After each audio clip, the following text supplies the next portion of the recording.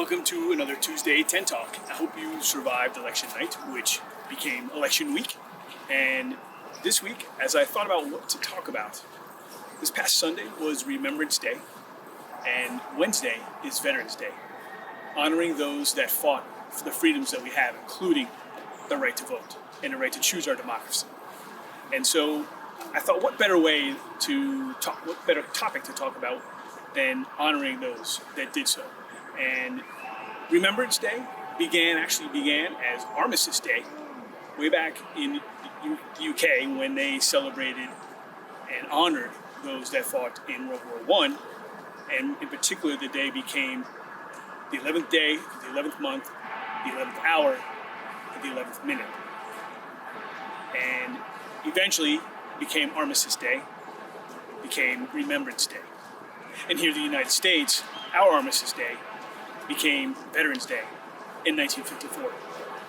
And I've had the pleasure and the honor of being in the UK, in London, for the past 2 years during Remembrance Day celebrations. And they are remarkable and touching, and they really do a good job of honoring those that fought and died for their country.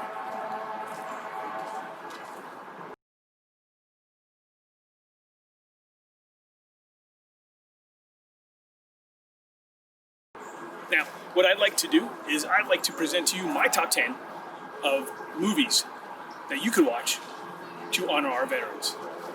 And running the gamut, again, there's so many choices out there, but what I tried to do is present movies you can watch with someone special, movies that remember all of the particular armed forces, and movies that touch on the issues that our soldiers face when they come home. So hope you enjoy, hope you watch, and if you haven't seen some of these movies, go watch them. If you have seen some of these movies, and there's some really good ones, go watch them again. Thank you.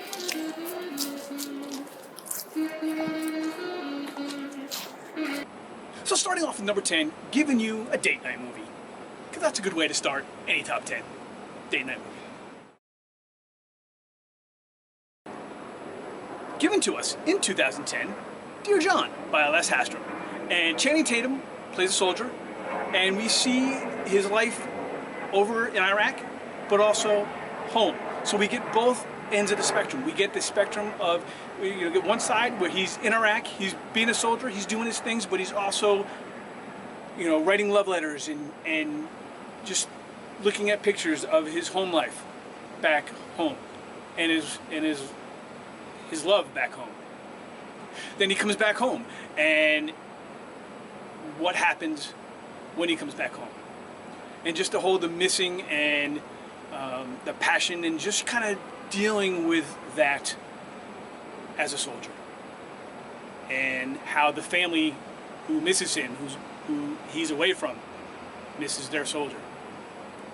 And yes, it is based on a Nicholas Sparks book, so there's going to be tears involved. Probably some of yours.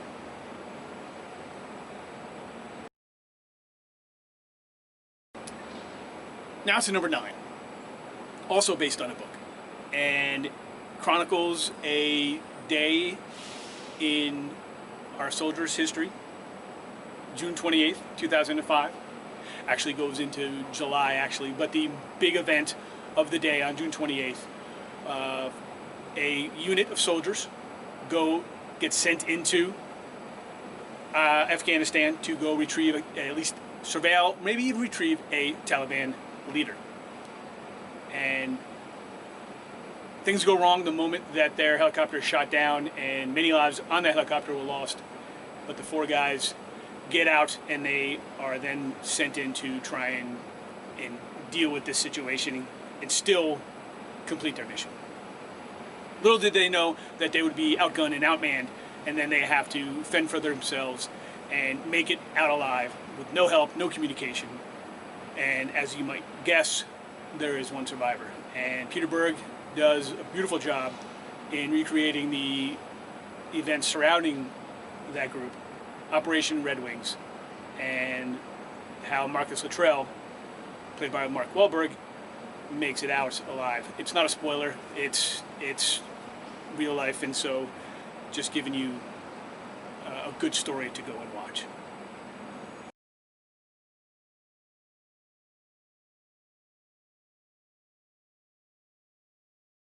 With number 8, we celebrate the birthday today of our Marines. And it is their birthday today. Number 8, Jarhead, coming in from San Mendez in 2005.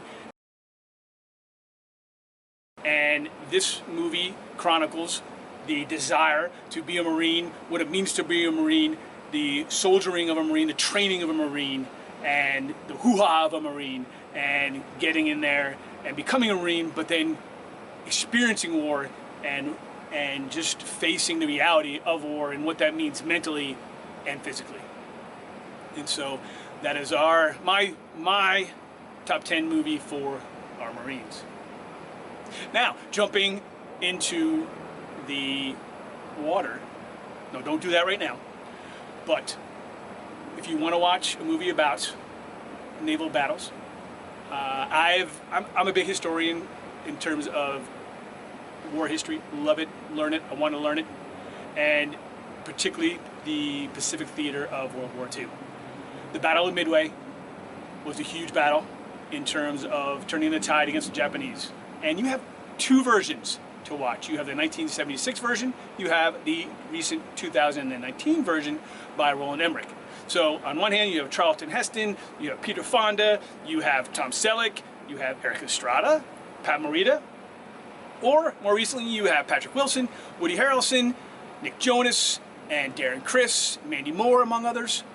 And some would say, if you read some of the things some of the naval historians have said, is that Roland Emmerich's version is actually more historically accurate.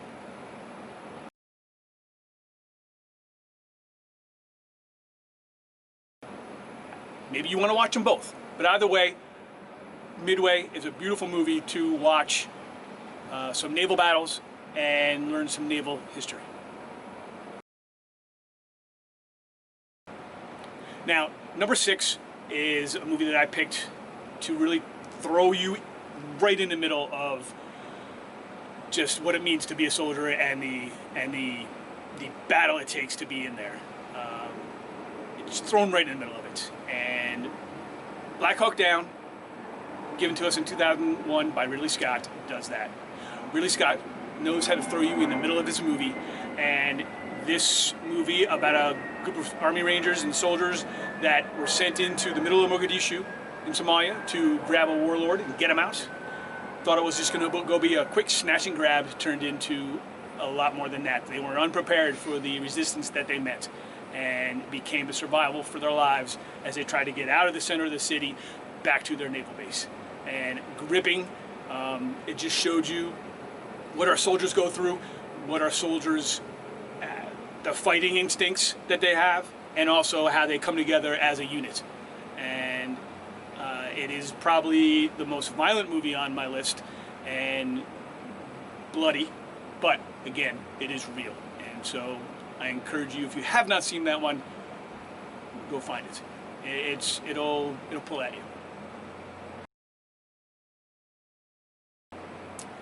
Number 5, probably can't have a top 10 war movie list without a Clint Eastwood list, without a Clint Eastwood movie. And Flags of Our Father, and 2006 comes in as that.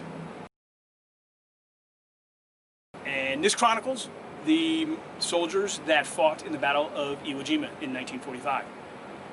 And if you want the flip side, the interesting thing about this movie, and this story, which is based on the James Bradley book, it chronicles the U.S. soldiers, or the Allied soldiers, but then also gives us the point of view, the flip movie of the Japanese soldiers. That particular movie is not part of my top 10, but if you like Flags of Fathers and want to see the other side, I encourage you to go do that. Now, my next movies included, for among other things, besides the fact that it's an amazing movie, is PTSD is a real thing with our soldiers. Coming home, it was way back then, it is still now. Coming home from war, from seeing active duty, and reliving it in their heads, mentally and physically, and just not knowing how to deal with it. And every day we lose good people who are soldiers who fought for our freedom to suicide. And it is a real thing, and it is something we need to be mindful of. Born on the 4th of July, although a period piece around Vietnam does that, it shows us the turmoil that our soldiers have when they come home. And Born on the 4th of July, given to us in 1989 by Oliver Stone and starring Tom Cruise, is a wonderful movie that shows all of that, and encourage you, if you have not seen that movie, to do so.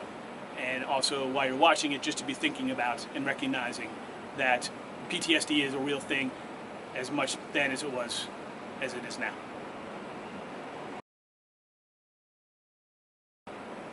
Okay, I know this is about movies, but I cannot talk about shows and movies that you need to see or should see about soldiers without mentioning one TV show in particular, and that is Band of Brothers, given to us in 2001 by Tom Cruise. And this is the story of Easy Company, the 506 Regiment of the 101 Airborne Division. And it chronicles their training all the way to deployment and being dropped behind enemy lines in the wee mornings of D-Day. And then what happens to them as they go and get out. Just shows you what it takes with a soldier from training, how they become a soldier, how they become in a point where they're able to be deployed, what happens when they go do it, and then are facing the uncertainty and the realism of war. And then, as the title should suggest, Band of Brothers, and what happens as they become a unit, a cohesive bond, and a cohesive unit of soldiers and brothers. A great 10-part miniseries I encourage you to go watch and find, if you have not already. Number 2,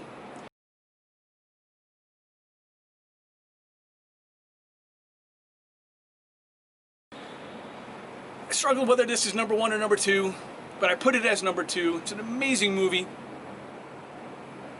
You put Steven Spielberg and Tom Hanks together, and you're going to get them just something spectacular. And as the case with Saving Private Ryan, although one of the most extreme, realistic, just intense openings of any movie, let alone a war movie, this is something that is, again, it's a movie that puts you in the thick of things and has you experience life as a soldier. And the determination of a unit to go on a mission and succeed in that mission. Finally, number 1, Platoon. Oliver Stone's 1986 movie. And I put this at number 1 because of a couple things, mainly because the intensity of it, but also because it gives us a soldier, a guy, fresh out of college, goes into war, and the struggles they have as a person with being where they are, being in the middle of a conflict. Maybe they don't want to be there.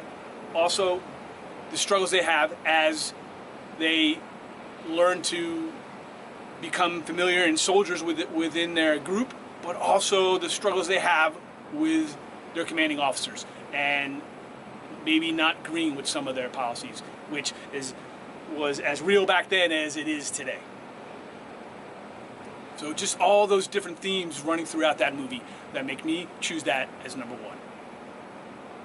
I hope I've given you a list of movies you may want to see, movies you may want to enjoy as you maybe take a moment or 2 hours, if you will, to think about and honor our veterans this week, those that fought and died for us to have the ability to celebrate whatever it is that we like to celebrate in this great country, even more importantly, particularly an election. I hope you've enjoyed this Tuesday 10 Talk, and I'll be back next week with another one.